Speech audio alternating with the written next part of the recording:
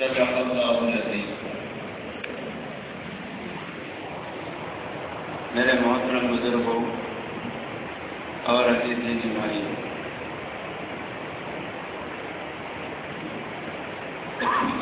بات چل رہی تھی سیرت کی۔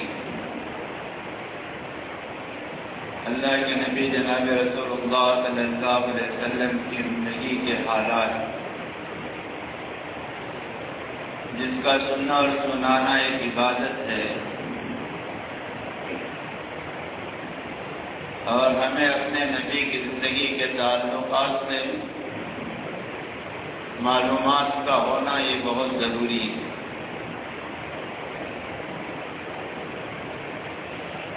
گزشتہ ہفتے یہ بات سامنے آئی تھی کہ اللہ کے نبی جناب رسول اللہ صلی اللہ علیہ وسلم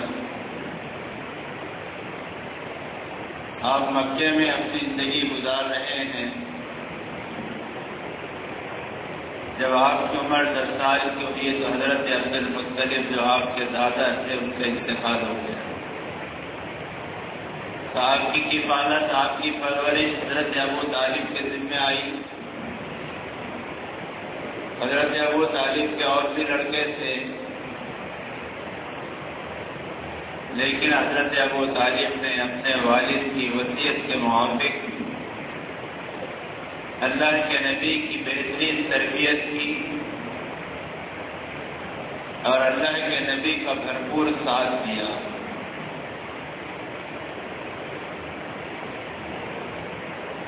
آپ مکہ میں ہیں، اور مکہ ایک ایسی زمین ہے، ایسی جگہ ہے جہاں کھیتی باڑی تو ہوتی نہیں ہے۔ تجارت کرتے ہیں تو تجارت کے لیے آپ کے پاس مال نہیں ہے۔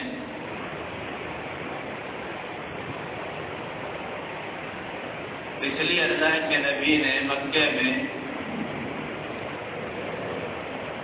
آپ نے بکریاں نہیں چرائی۔ عام طور پر اکثر نبیوں سے بکریاں اللہ نے چروایا ہے،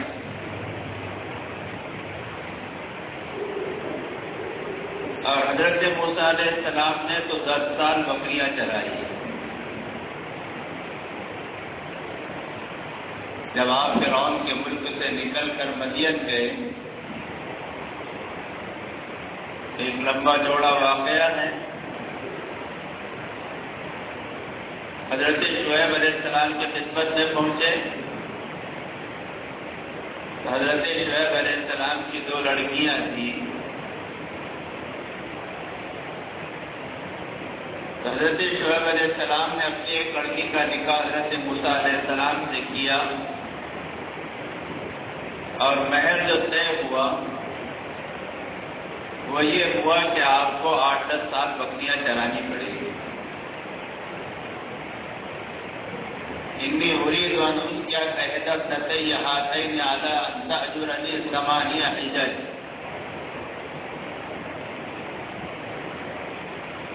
حضرت موسیٰ علیہ السلام نے تقریباً 8-10 سال بکریاں چرائی۔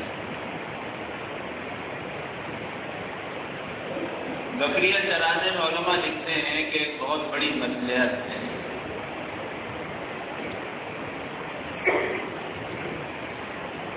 اللہ تبارک و تعالیٰ نبیوں سے جو کام لیتے ہیں وہ دعوت کا کام لیتے ہیں، جو امت میں چل پھر کر کیا جاتا ہے، اور اس کام کے لیے سب سے پہلے اگر کسی چیز کی ضرورت ہے تو وہ برداشت ہے، صبر ہے، دوسروں کی تکلیفوں کو جھیلنا۔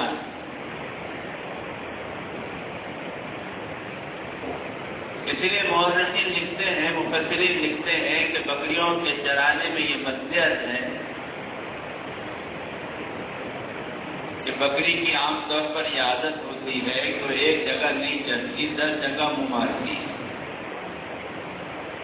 ادھر بھاگتی ہے ادھر بھاگتی ہے۔ اور چرانے والے کے ہاتھ میں عام طور پر لکڑی ہوتی ہے جو مضبوط ہوتی ہے، تو بکری کی اس حرکتوں پر آدمی کو غصہ آتا ہے، لیکن وہ سوچتا ہے کہ اگر میں نے غصے میں لکڑی مار دی بکری کو یا تو مر جائے گی یا کسی کام کی نہیں رہے گی۔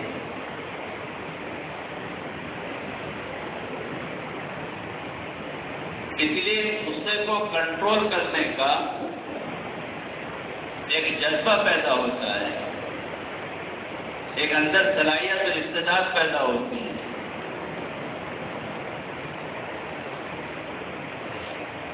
دوسری چیز یہ ہے کہ جتنے دودھ دینے والے جانور ہیں ان کا وقت متعین ہے۔ بھینس ہے، گائے ہے، صبح اور شام 2 وقت دودھ دیتی ہے، اور دودھ دینے کے لیے پہلے اس کے سامنے چارہ ڈالنا پڑتا ہے اور اس کا جس کو الگ کہتے ہیں وہ ڈالنا پڑتا ہے، جب جا کے وہ اپنے تھنوں کو ہاتھ لگانے دیتی ہے۔ اگر اس کے وقت کے آگے پیچھے ہو جائے کہ چلو آج دوپہر میں بھینس کو دھو لیں گے، تو ہاتھ بھی نہیں لگانے دے گی اور لاتے مارے گی۔ لیکن بکری ایک ایسا جانور ہے کہ جب چاہو جس وقت چاہو بغیر چارے کے اس کو دھو لو، اس کا دروازہ ہر وقت کھلا ہے۔ یہ سمجھایا گیا کہ دین کی محنت کرنے والا اپنے گھر پر بورڈ نہ لگائے کہ ملنے کا وقت 10 سے 12 تک، 12 کے بعد بند، دوپہر میں آرام کا وقت ہے، اس وقت کوئی ملاقات نہیں کر سکتا۔ کہا نہیں، دائی کا گھر اور دائی کا کام ہر وقت کا ہے، ہر وقت یہ کھلا ہے۔ تو بکریاں چرانے میں بہت ساری مصلحتیں ہیں۔ اللہ کے نبی نے بکریاں چرائی،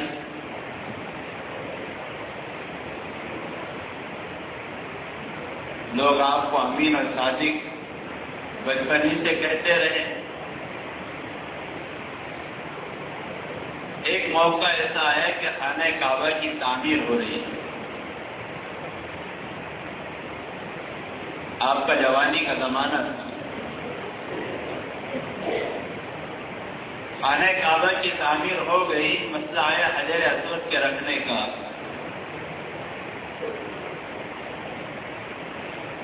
تو عرب کی جاہلیت یہ تو مشہور و معروف ہے کہ معمولی بات پر لڑتے اور جھگڑتے تھے۔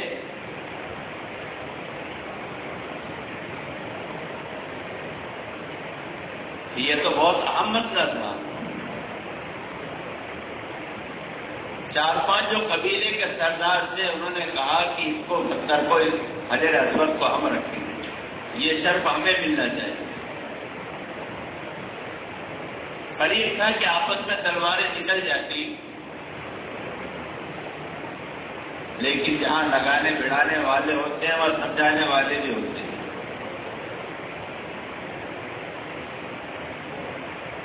ایک سمجھدار آدمی آیا، اس نے کہا ایسا کرو کہ حرم میں جو سب سے پہلے جو شخص داخل ہو اس کو اپنا حکم اور فیصل بنا دو، وہ جو فیصلہ کرے اس پر سب راضی ہو جائے۔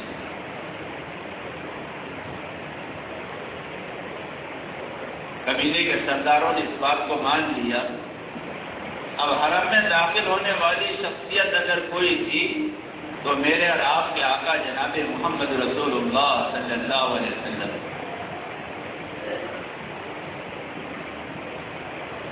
سب خوش ہو گئے کہ آپ تو امین ہیں، صادق ہیں، آپ صحیح فیصلہ کریں گے۔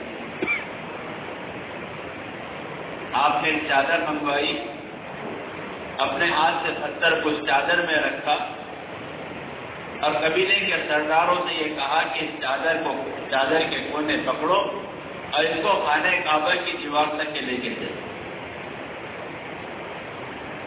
اور پھر آپ نے اپنے در سے افسر سے اٹھا کر اس حجر اسود کو اس کی جگہ پر رکھ دیا جہاں تھا۔ اس طرح ایک بہت بڑی قتل و خوریزی یہ واقع ہونے سے رک گئی۔ بزرگوں، لڑانا بہت آسان ہے، بہت آسان ہے۔ شیطان کیا کرتا ہے؟ لا کے شہد کی، گڑ کی چاشنی کی ایک ذرا سا تنکا لا کر لگا دیتا ہے،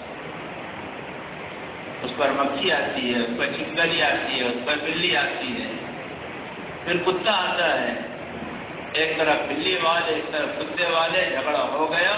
اور جھگڑے کی شروعات کیا ہے؟ تو کہا ذرا سی چاٹنے لگا دی۔ ہمارے مزاجوں میں یہ چیز نہیں ہونا چاہیے کہ ہم کسی خاندان میں، کسی قبیلے میں، کسی گروہ میں، کسی جماعت میں کہ ہم لڑائی کا ذریعہ بنے، نہیں، ہم تو صلح کا ذریعہ بنے۔ اللہ کے نبی فرماتے ہیں طوبی لعبد جعل اللہ مفتاحا للخیر واغلاقا للشر۔ اللہ کے نبی فرماتے ہیں مبارکباد ہے وہ شخص اور قابل قدر ہے وہ آدمی جو خیر کی چابی بنے اور شر کے لیے تالا بنے۔ بھڑکانے کے کام بہت آسان ہے لیکن بجھانا بہت مشکل ہے۔ ماچس کی کاڑی، دیا جلائی، اس پر کتنا گل ہوتا ہے، ایک معمولی سا، لیکن اس چنگاری سے جو آگ لگتی ہے اس آگ کو بجھانے کے لیے 50 فائر بریگیڈ کی گاڑیاں لگتے ہیں۔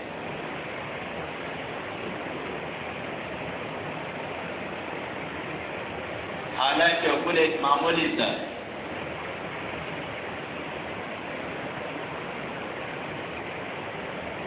تو ہمارا مزاج یہ ہونا چاہیے کہ ہم ذریعہ بن جائے صلح کا۔ اللہ کے نبی نے ایک بہت بڑا مسئلہ حل کیا اور اس طرح یہ قبیلوں میں لڑائی اور جنگ و جدال، اس سے یہ قبیلے محفوظ رہے گا۔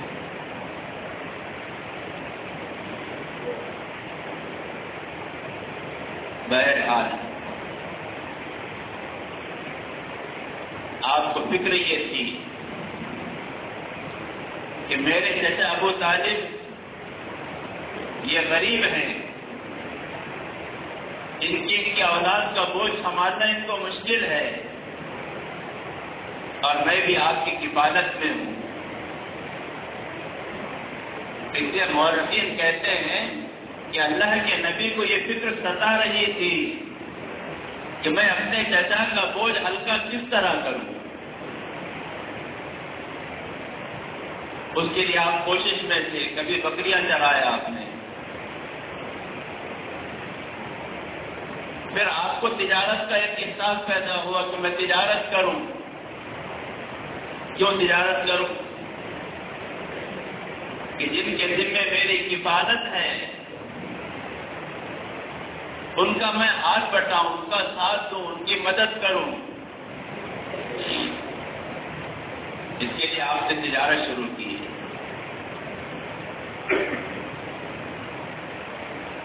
آپ نے بکریاں چرائی، اس کے بعد تجارت شروع کی۔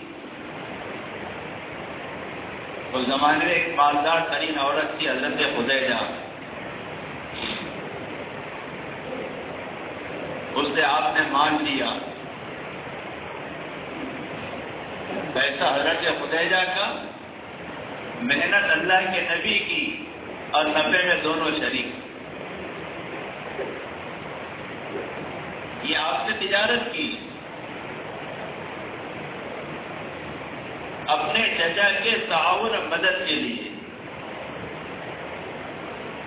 ہمیں سبق ملتا ہے، آج کی اولاد ماں باپوں پر بوجھ بن رہی ہے. وہ یہ نہیں سوچتی کہ میں اپنے ماں باپ کا ساتھ دوں، ان کے کاموں میں ہاتھ بٹاؤں. یہ اللہ کے نبی کی تعلیم ہے.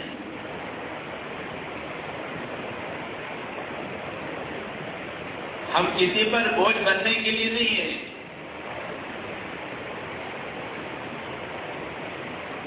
صرف اللہ نے عورتوں کا نان و نفقہ مردوں کے ذمہ رکھا ہے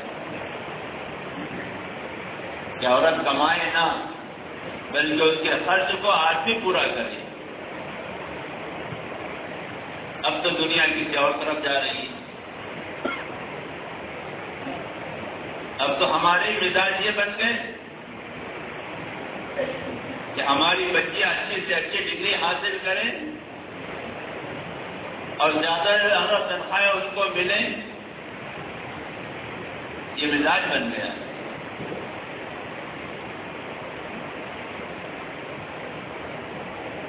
حالانکہ لڑکی کا خرچہ ماں باپ کے ذمے ہے. شادی ہونے کے بعد اس کا خرچہ اس کے شوہر کے ذمے ہے.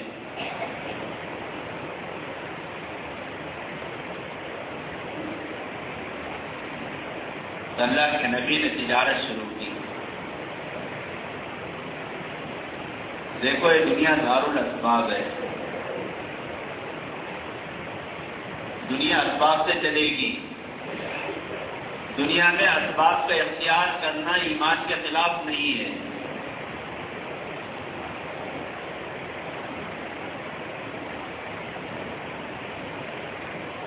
اس لیے اسباب کو اختیار کیے جائیں گے، لیکن وہ اسباب اختیار کیے جائیں گے جو شریعت کے روح سے حلال اور جائز ہو، ناجائز اور حرام نہیں.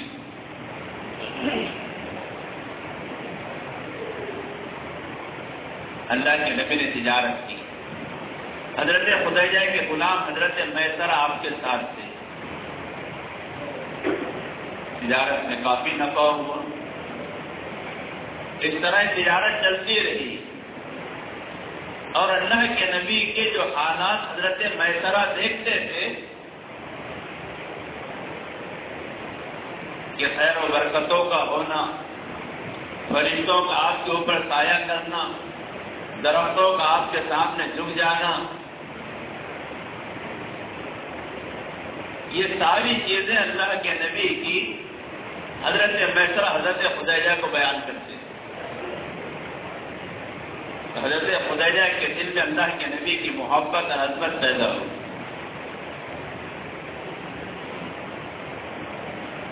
پھر حضرت خدیجہ نے پیام بھیجا، اپنا رشتہ بھیجا اللہ کے نبی کو. آپ کی عمر مبارک 25 سال کی ہے اور حضرت خدیجہ کی عمر 40 سال ہے.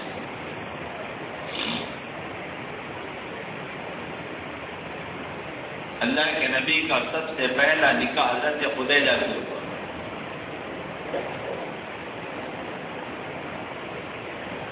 حضرت خدیجہ سے 2 لڑکے اور 4 لڑکیاں پیدا ہوئی اللہ کے نبی کو. سب سے پہلے حضرت قاسم،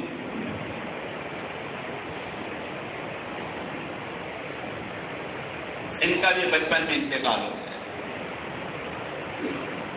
دوسرے حضرت عبداللہ، ان کا بھی بچپن میں انتقال ہو گیا. اور 4 لڑکیاں حضرت زینب، حضرت ام کلثوم، حضرت رقیہ اور حضرت فاطمہ. یہ 4 لڑکیاں ہیں. یہ چاروں لڑکیاں زندہ رہی. چاروں کی شادیاں ہوئی. یہ سب لڑکیاں حضرت خدیجہ تھیں.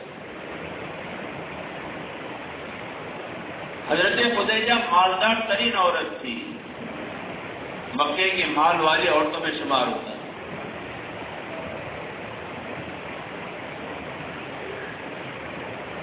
اللہ کے نبی کا نکاح حضرت خدیجہ سے ہوا.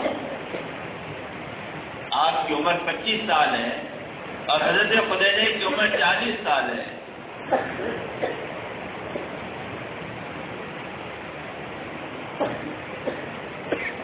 یہ حضرت خدیجہ ہے جس نے اللہ کے نبی کا بھرپور ساتھ دیا اور اپنے مال سے آپ کا بھرپور تعاون کیا، آپ کی مدد کی، کبھی ساتھ نہیں چھوڑا اللہ کے نبی۔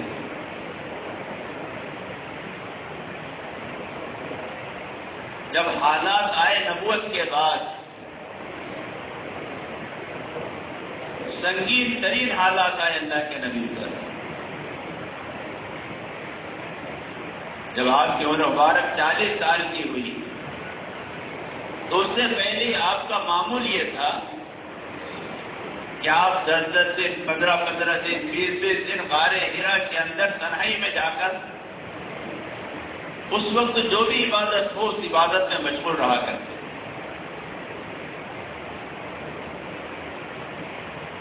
آپ نے خلوت نشینی اختیار کی، تنہائی۔ جب آپ کی عمر مبارک 40 سال کی ہوئی پھر آپ کو نبوت کے شرف سے نوازا گیا تو آپ پر ایک گھبراہٹ طاری ہوئی۔ آپ گھر آئے، حضرت خدیجہ سے کہا زملونی دسترونی، مجھے چادر اڑاؤ، مجھے کمبل اڑاؤ۔ اس وقت حضرت خدیجہ نے آپ کو تسلی دی۔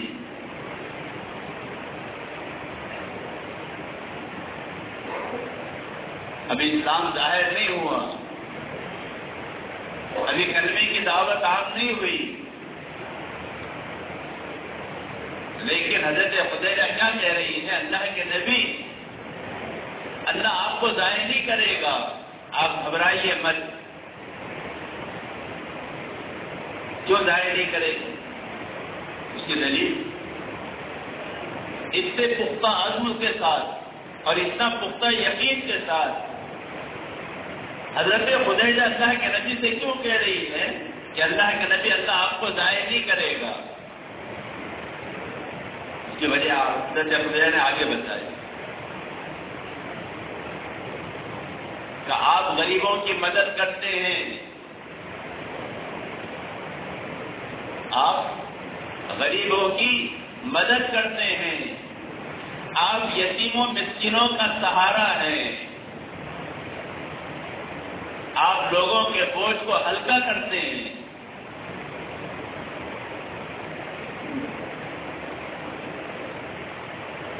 یہ الفاظ کے حضرت خدیجہ، یہ نہیں کہا آپ لمبی لمبی عبادتیں کرتے ہیں، تہجد میں گھنٹوں کھڑے رہتے ہیں۔ وہ اعمال بتائے جو ان افراد کے ساتھ متعلق۔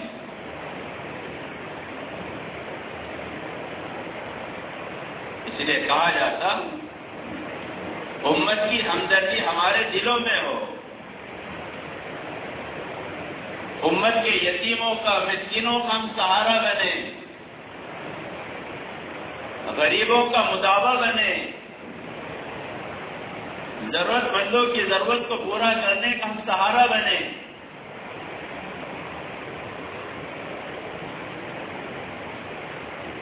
کسی شاعر نے کہا ہے نا، درد دل کے واسطے پیدا کیا انسان کو، ورنہ طاعت کے لیے کچھ کم نہ قروبیاں۔ اللہ کی عبادت کے لیے فرشتے کم تھے؟ یہ ہمارے دل میں اپنے بھائیوں کی ہمدردی اور محبت، ان کی غمگساری، ان کی پریشانیوں میں ان کا ساتھ دینا،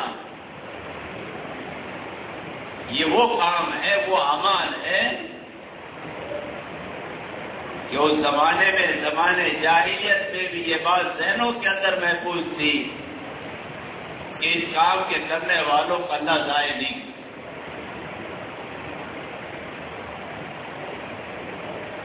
یہ چیزیں ہمارے اندر ہونی چاہیے۔ ان چیزوں کو نکالو اپنے ذہن سے کہ دوسرے کا مال کس طرح میرے پاس آئے۔ میں انتظار میں ہوں کہ اس کو کب ضرورت پیش آتی ہے اور کبھی اپنا مکان اور پلاٹ بیچتا ہے اور کب میں کم سے کم قیمت میں اس کو خریدوں. یہ ذہن انسانیت کے موافقت نہیں رکھتے. اس کو ذہنوں سے نکالو. اپنے بھائیوں کے ساتھ ہمدردی کا، غمگساری کا، ان کے تعاون کا، یہ چیزیں ہمارے اندر ہونا چاہیے. اسلام نے یہ چیز سکھائی. حضرت خدیجہ نے اللہ کے نبی کو نستورہ راہب کے پاس لے کر گئے. اس نے آپ کی ساری باتیں سنی اور اس نے یہ کہا کافی بوڑھا ہو چکا تھا. اس نے کہا کہ معلوم یہ ہوتا ہے کہ وہ فرشتہ جو پہلے نبیوں پر وحی لے کر آتا تھا وہی آپ کے پاس آیا ہے، آپ کو نبوت مل چکی.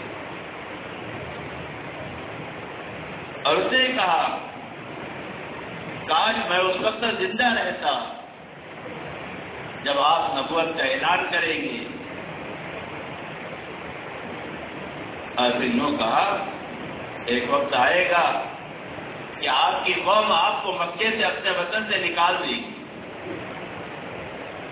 کیسا ہوگا؟ کہاں ایسا ہوگا؟ نبیوں کے ساتھ یہ ہوا ہے.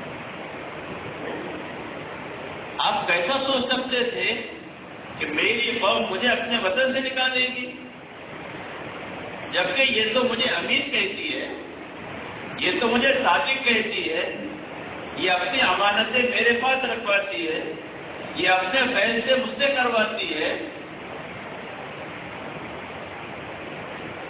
اور مجھے نکال دے گی.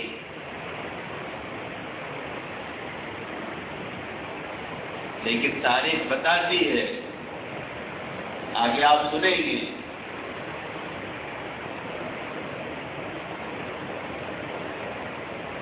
کہ جو محبت کا دم بھرنے والے تھے، جو آپ کے اشاروں پر جان قربان کرنے والے تھے، وہی آپ کے خون کے پیاسے بنے. زیادہ دن نہیں گزرے، آپ کو نبوت مل گئی. اب ایک فترت میں وحی کا زمانہ ہے، 3 سال کا، 18 مہینے کا، جو بھی ہو، چند مہینوں کا، 1-2 سال کا. اس کے بعد اللہ کی طرف سے حکم اترا، آیت اتری، یا ایھا المدثر قم فانذر وربک فکبر وثیابک فطہر. اے چادر میں لپٹنے والے کھڑے ہو جاؤ اور لوگوں کو ڈرائیے. اب آپ نے خاموشی سے اپنی محنت شروع کی، خاموشی سے شروع کی. لیکن خاموشی کا بھی ایک زمانہ ہوتا ہے. ہمیشہ خاموشی کی دعوت کی جلا کرتی. خاموشی کا بھی ایک زمانہ، ایک وقت ہوتا ہے. اس زمانے اس وقت تک کہ آپ نے خاموشی سے دعوت دی. پھر اللہ نے حکم دیا فاصدع بما تؤمر. اے نبی،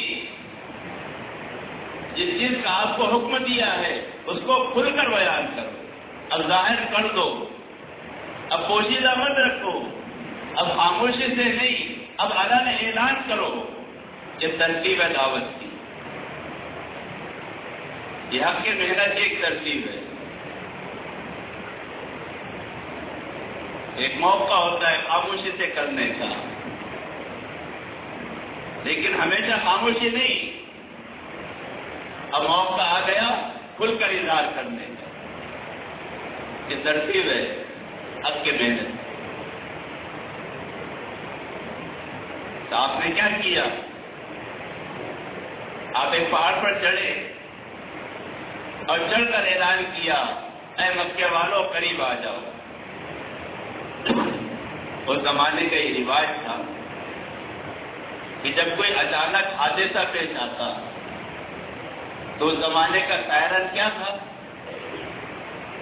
ایک آدمی اپنے کپڑے اتار لیتا، کپڑے پھاڑ دیتا اور پہاڑ پر چڑھ کر چلاتا تو سارے لوگ جمع ہو جاتے.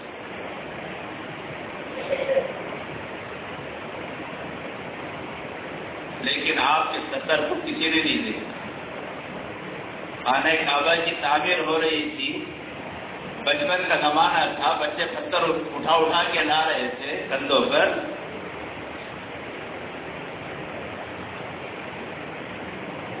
تو آپ کے کندھوں پر نشان پڑ گئے. تو آپ کے چچا نے یا حضرت ابن عباس نے آپ کی لنگی کو اتار کر کاندھے پر رکھنا چاہا تو فوراً آپ بے ہوش ہو گئے. ایک مرتبہ آپ خود فرماتے کہ میں نے اپنی لنگی کو کھولنا چاہا. بچپن کا زمانہ تو بچپن کا ہوتا ہے، اور عرب میں تو جہالت تھی. آج بھی دیہاتوں میں جاؤ تو آپ دیکھو بچے ننگے نہاتے ہیں، ننگے پھرتے.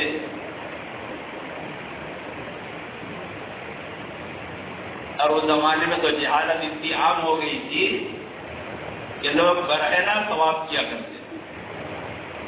اور گمان کتنا اچھا، کیا سمجھ کے کرتے تھے بغیر کپڑوں کے طواف؟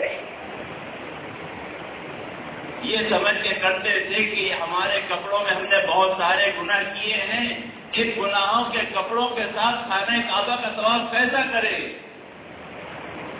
عقل ماری جاتی نا تو جب ایسی ماری جاتی، الٹے کو بھی سیدھا سمجھتا ہوں. وہ یہ نہیں سوچتا کہ اس جسم سے کیا ہے تو وہ جسم تو وہ کہاں پھینکوں گا، کپڑے اتار کے لے کے جسم کہاں جائے گا. لیکن بے دینی کی وجہ سے عقل الٹی ہو جاتی، تو الٹی کو بھی سیدھے سمجھ کے کرتا ہے. آج بھی کر رہے لوگ. تو بہرحال اللہ کے نبی نے آواز لگائی، اے مکہ والو، اگر میں یہ کہوں کہ اس پہاڑ کے پیچھے ایک لشکر ہے جو تم پر حملہ کرنا چاہتا ہے تو تم میری بات کو صحیح مانو گے؟ تو سارے مجمع نے کہا ہاں صحیح مانیں. تو آپ نے آواز لگائی، یا ایھا الناس قولوا لا الہ الا اللہ تفلحوا. اے لوگو، اللہ کو ایک مان لو، کامیاب ہو جاؤ گے. تو